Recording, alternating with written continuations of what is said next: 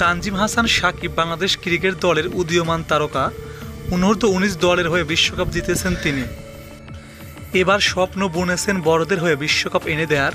Bangladesh cricket বোর্ডের BCB verify Facebook পেজে প্রকাশিত এক সাক্ষাৎকারে জানালেন তার লক্ষ্য পরিকল্পনার কথা। এর আগে ওয়ানডে বিশ্বকাপ খেলেছেন তিনি। এবার টি-20 বিশ্বকাপ খেলতে মাঠে নামার অপেক্ষা। টি-20 বিশ্বকাপ নিয়ে নিজের অনুভূতি প্রকাশ করতে গিয়ে তানজিম সাকিব বলেন, প্রত্যেক ক্রিকেটারের একটা স্বপ্ন থাকে যে নিজের দেশের হয়ে আন্তর্জাতিক ক্রিকেট খেলবে, দেশের হয়ে প্রতিনিধিত্ব করবে।